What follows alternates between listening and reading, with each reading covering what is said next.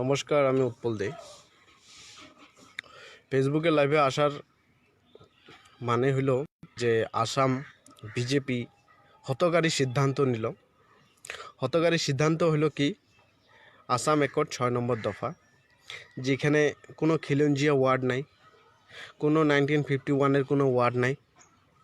তা সত্ত্বেও একটা এগ্রিমেন্টকে ভিত্তি করে 1951-এর কাগজ যাদের লগে থাকবে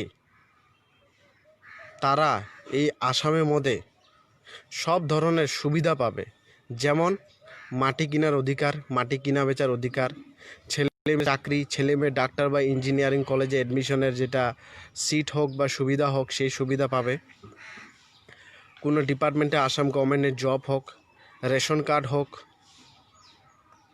ট্রেড লাইসেন্স হোক, সব পাবে, সব ধরনের সুবিধা পাবে যদি 1951-এর কাগজ যদি আসে। আর যদি আপনার 1951-এর কাগজ যদি নাই, তাহলে আপনি কিছু সুবিধা পাবেন না। যেমন ধরেন আপনার যেটুকু মাটি আছে, পরবর্তীতে আপনি মাটি কিনতে পারবেন না। যদি আছে সেটা বেচতে পারবেন কিন্তু কিনতে পারবেন না। আপনি রেশন কার্ড বানাতে পারবেন না। আপনি গভর্নমেন্ট কোনো স্কিম পাবেন না। গভর্নমেন্টের যেরকম টাকা, ঘর আহে, লেট্রিন আহে, গভর্নমেন্টের কিছু পাবেন না। ছেলে মেয়ের চাকরি তো দূরের কথা, যেটুকু চাকরি ছিল ওইটুকু শেষ হয়ে গেল গা, কোনো চাকরি পাবেন না। আপনি যে বিজনেস করে খাইতেছেন, একটা ট্রেড লাইসেন্স আছে, এই ট্রেড লাইসেন্সটাও রিনিউ হবে না। ঠিক আছে, কারণ কি 51-এর কাগজ নাই।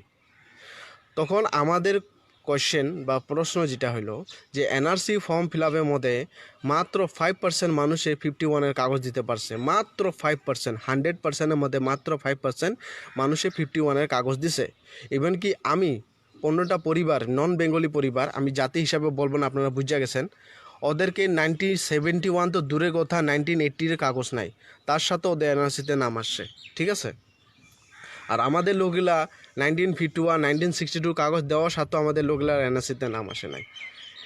তো সব প্রুফ আছে, সময় সাপেক্ষে এগুলা প্রয়োজন সাপেক্ষে আমরা বাইর করব। তো ঘটনা হলো কি, আমাদেরকে একটা বিরাট বড় গেম খেলা হয়েছে, আমাদের সব কিছু ধ্বংস করে দেবে। এখনও যদি আপনারা না বুঝেন, আশা করি এই দিনগুলা খুব ভয়ঙ্কর হবে। আমরা লড়াই করতে লাগবো। শুধুরা আপনি ভাবতে পারেন এই উৎপল ছেলেটা কম বয়সে খালি পাগলামি কেন করে। আপনাকে আমি বলি, আমি পাগলামি কি করি জানি না, কিন্তু আমার উপরে প্রচুর কেস দিয়ে রাখছে এই গভর্নমেন্ট। মেঘালয়ের থেকে কেস আসছে, মেঘালয়, নাগাল্যান্ড, মণিপুর থেকে অলরেডি বহুত কটা কেস আছে। আমার থানাতে 2-3 বার ভেরিফাই হলো, জানে। তার সত্ত্বেও আমি এই ফেসবুকে লাইভ আমাকে আসতে আইবি না করছে, তার সত্ত্বেও আমি ফেসবুকে লাইভ এসে আজকে বললাম যে জাতি আমার বিপদে আছে, আমাদের জাতি আমাদের বিপদে আছে। কারণ কি, 1951-এর সন ভিত্তিবর্ষ কইরা 6 নম্বর দফা রূপায়ণ করা হয়ে গেছে প্রায়। তো যারাও চাকরি করে ওদেরও চাকরি হয়তো যাইতে পারে পরবর্তীতে। ঠিক আছে, তো সংবিধানে কি লেখা আছে, কনস্টিটিউশনে কি লেখা আছে? কনস্টিটিউশনে লেখা আছে কাউকে জাতি হিসাবে কাউকে কোনো সুবিধা দেওয়া যায় না। কিন্তু তার সাথে বিজেপি গভর্নমেন্ট এই আসামে জোর জবরদস্তি হইল, এখানে সকল খিলঞ্জিয়া, যেখানে আসাম অ্যাকর্ড 6 নম্বর দফায় খিলঞ্জিয়া ওয়ার্ড নাই, থলুয়া ওয়ার্ড নাই, এখানে লেখা ছিল আসামিজ পিপলের প্রোটেকশন দেওয়া। এখন আসামিজ পিপলকে সেটা এখনও নির্ধারণ হয় নাই।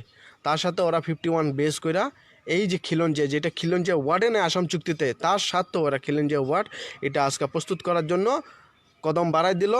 আশা করেন 2-3 মাসের ভিতরের মধ্যে এটা কার্যকারী হয়ে যাবে গা। 2-3 মাসের ভিতরে এই লকডাউনটা যাওয়ার পরে 2-3 মাসের মধ্যে আমরা আরেকবার রিফিউজি হতে চলছি।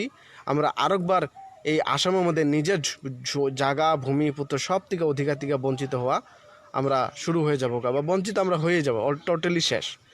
এখন আপনাকে অন্ধভক্তরা বা বিজেপি, আমি ডাইরেক্ট বিজেপি বলতেছি, হ্যাঁ, তার সাথে আমি বলতেছি যে বিজেপি যারা যে আছে তারা এখন আপনাকে বুঝাবে, মাইন্ড ওয়াশ করবে যে এটা তো কংগ্রেস আনছে, এটা তো আনছে, কিন্তু কার্যকারী বিজেপি করলো সেটা আপনাকে বলবো না। ঠিক আছে, তখনও জাগেন, বুঝেন, চোখ খুলেন, নেটে সার্চ করেন, গুগলে সার্চ করেন, আপনারা নিজেই প্রুফ পাই যাবেন। আমাকে কিছু বলতে লাগবে না। নিজের বিবেক নিজের অনুযায়ী কাম করেন, কারো কথা শুনবেন না। সব কিছু আপনারা যথেষ্ট পড়াশোনা আছে, মোবাইল চালাতে পারেন, সব কিছু জানেন। তো আপনারা নিজে দেখেন যে আমাদের ভবিষ্যৎ খুব অন্ধকার। জাগুন, উঠুন, নিজের অধিকারের লড়াই করুন। আপনারাই, আমরা তো লড়াই করব, আপনারা নিজের নিজের জায়গা থেকে লড়াই করেন।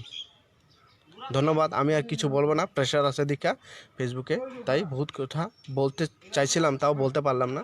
আইবির থেকে প্রেশার দিয়ে রাখছে যাতে কিছু বলতে না পারি, কারণ কি একটা ফেসবুক লাইভ করলে মেঘালয় অবধি হিল্লা যায়, নাগাল্যান্ড অবধি হিল্লা যায় আমার একটা ফেসবুক লাইভ করলে। তার সাথে এই জন্য আর কিছু বললাম না। তো আপনারা একটাই কথা বুঝেন, সময় আসা গেছে বুঝার, কারোর কথাতে শুনবেন না, নিজে বিবেকে কাম করবেন। ধন্যবাদ। জয় হিন্দ, জয় বাঙালি, জয় জয় এখন।